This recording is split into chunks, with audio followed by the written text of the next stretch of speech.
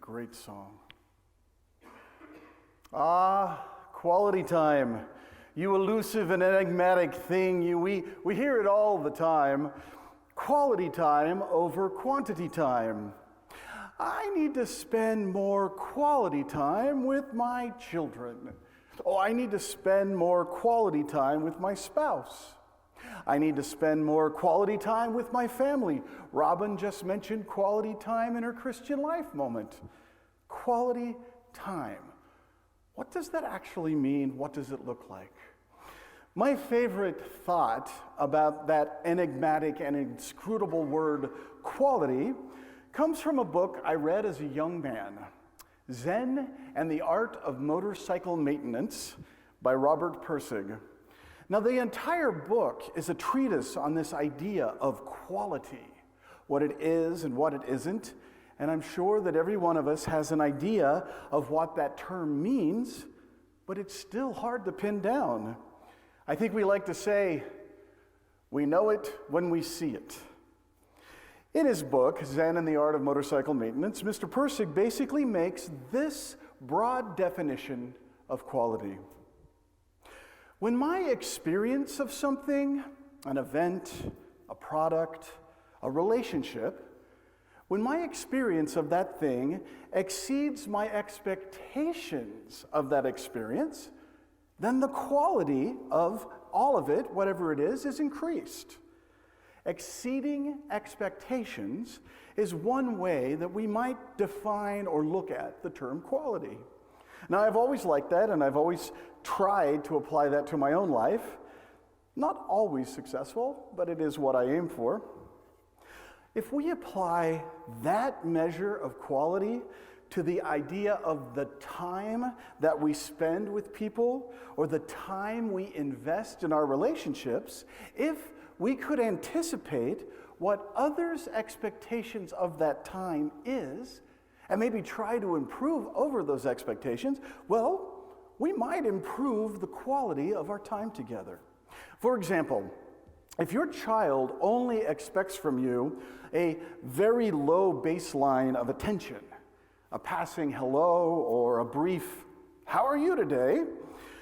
then it's going to be pretty easy to exceed that expectation, don't you think?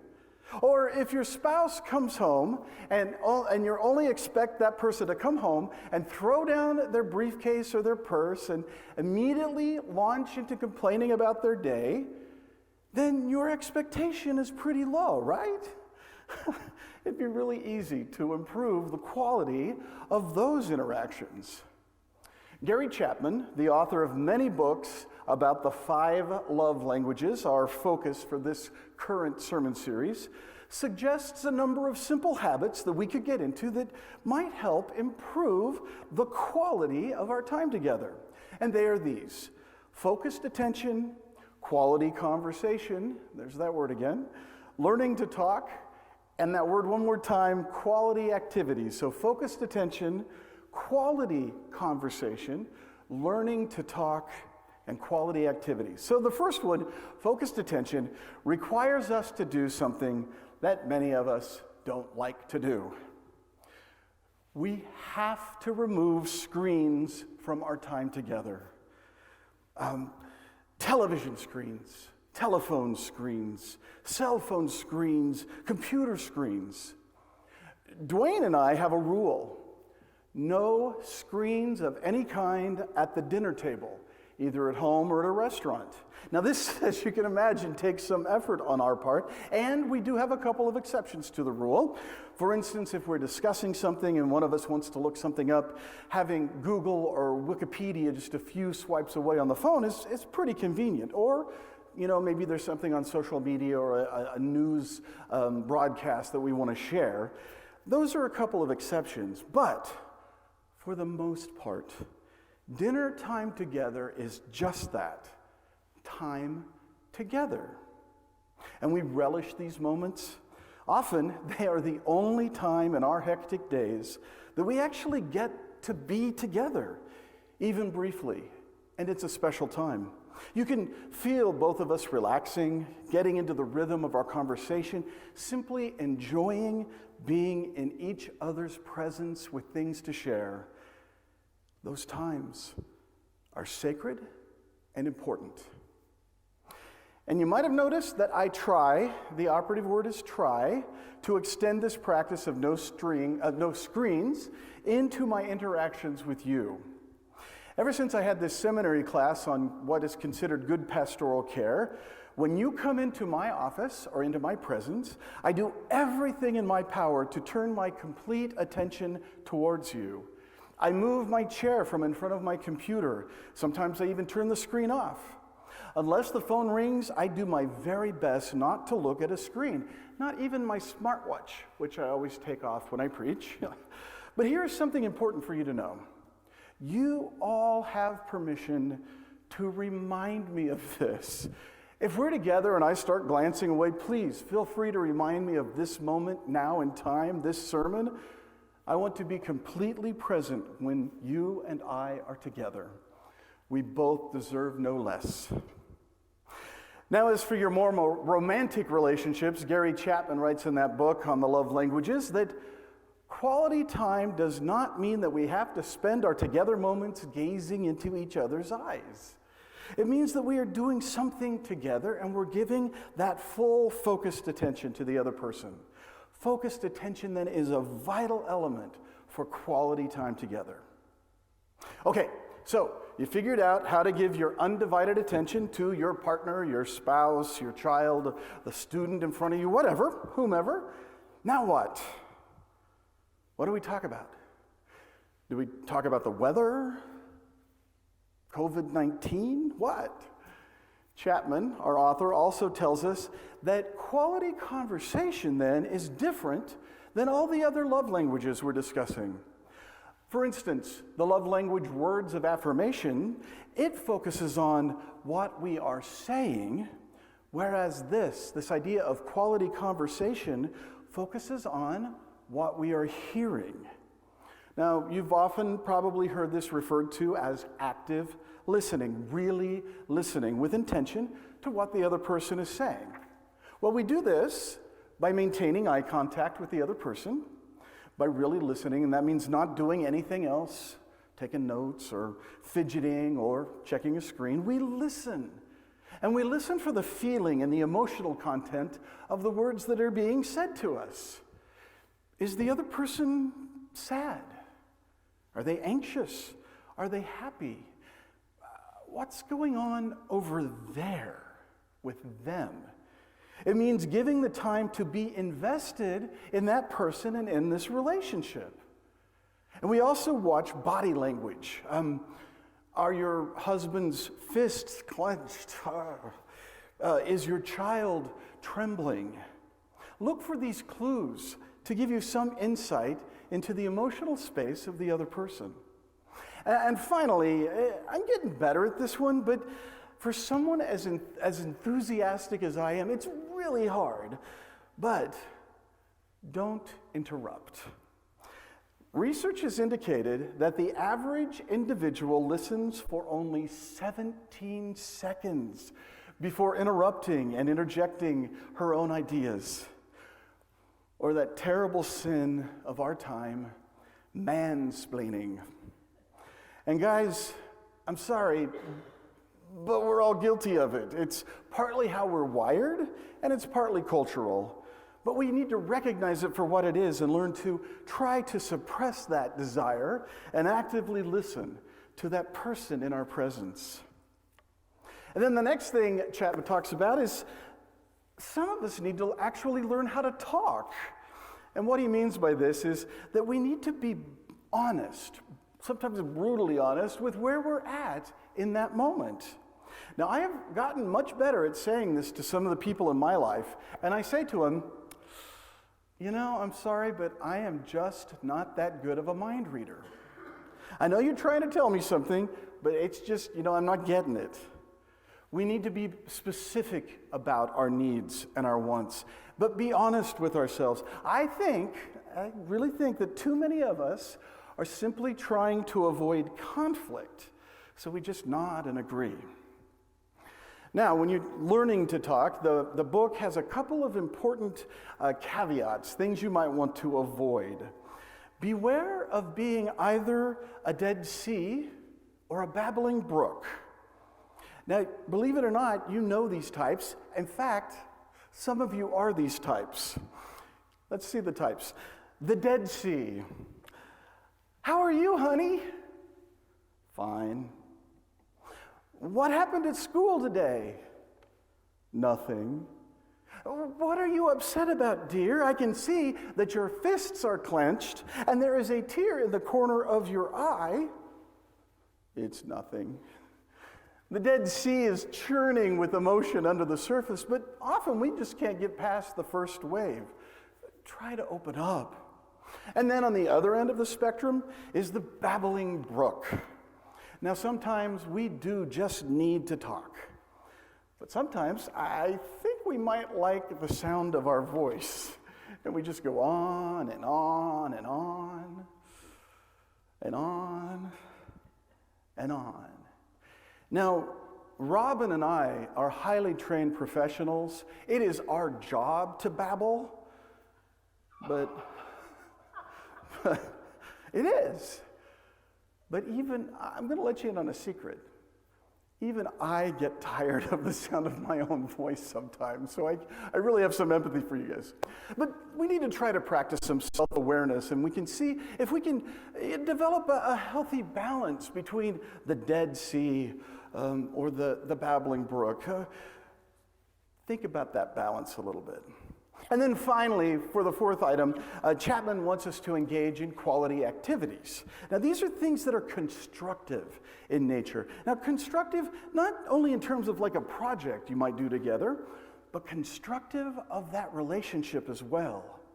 Gardening, visiting historic sites, bird watching, going to a concert or a museum, taking a walk together, cooking together, trying something new, not simply sitting on the couch and watching TV.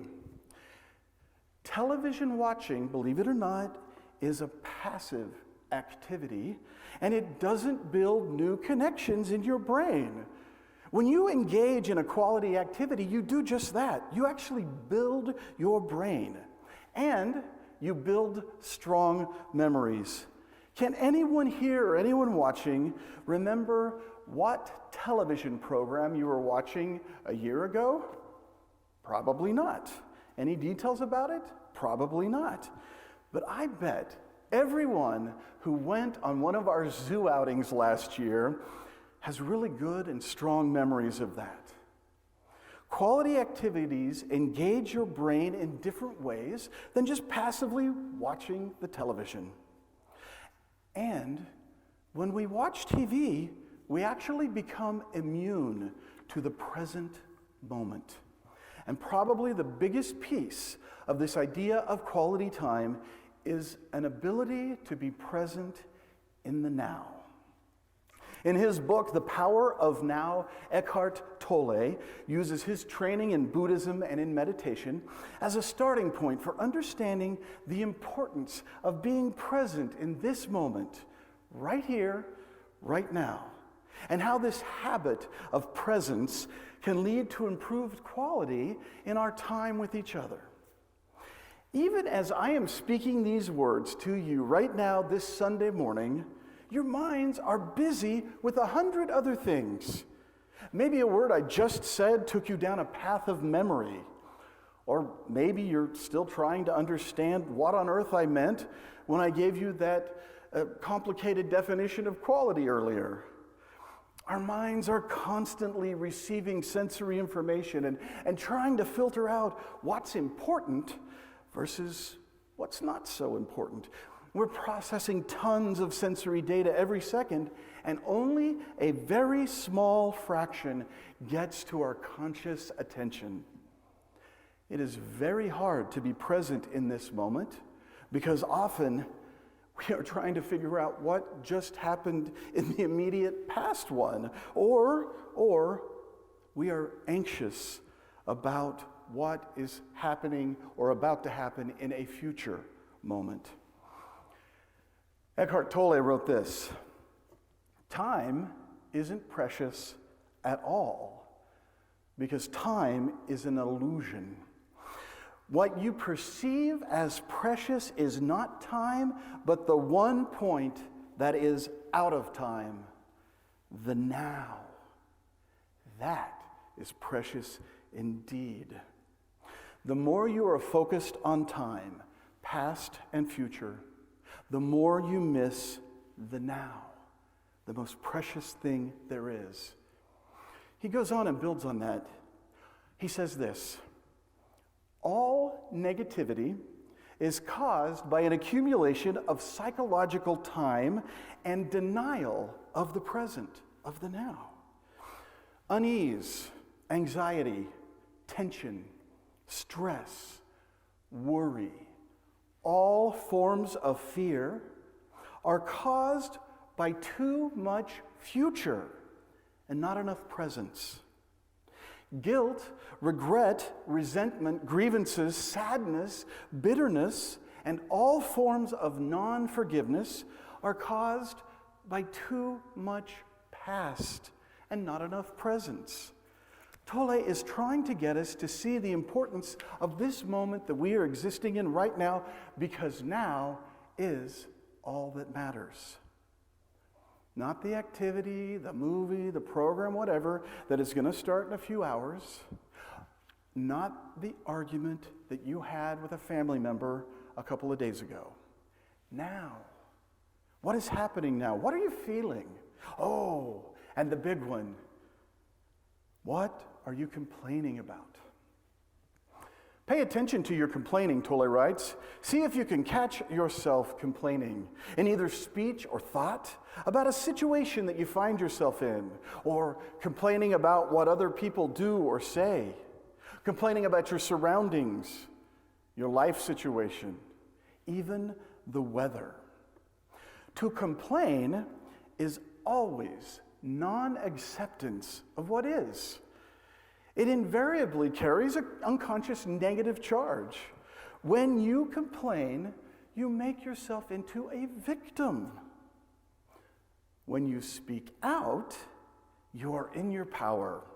So, change the situation by taking action or by speaking out if necessary, or possible sometimes, or leave the situation if you can't accept it.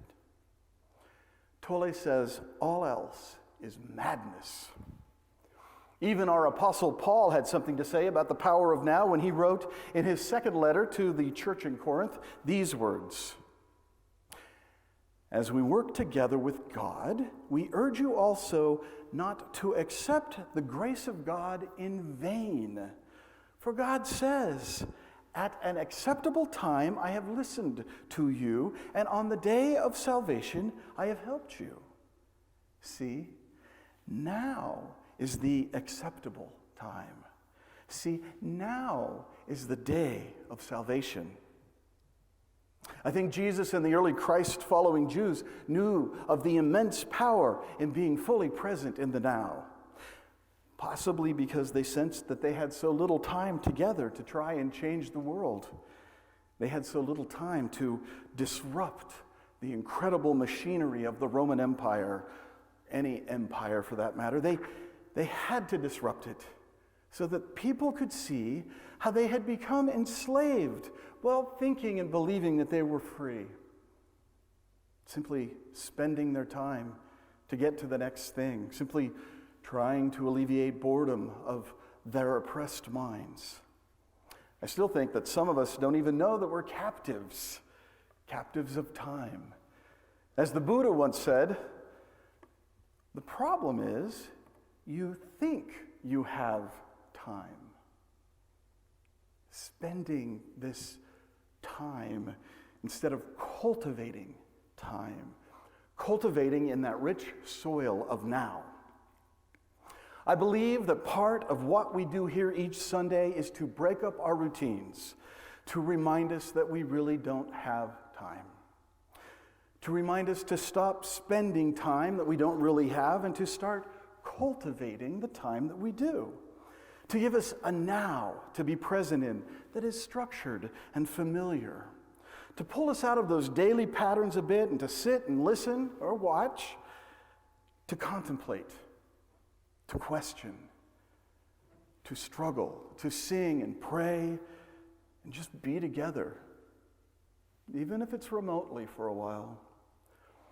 Life in a Christian community such as University Congregational Church can be so rewarding. We get to come together, refresh our spirits, be challenged, be affirmed, be supported, and be loved. Tell me, where else in our modern world can you get that? So much quality.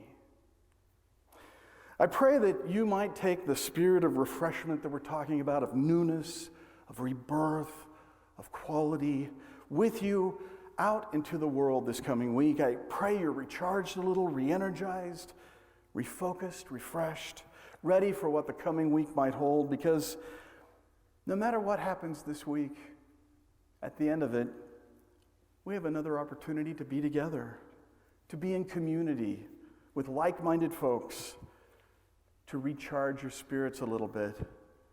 I hope that each interaction that you have this week rekindles in you a bit of the fire and the spirit of life. In the garden that is your life, may you plant seeds of deep love, and may you harvest the fruit of that love through the cultivation of quality, rich, meaningful, beneficial, and love-filled time. Amen.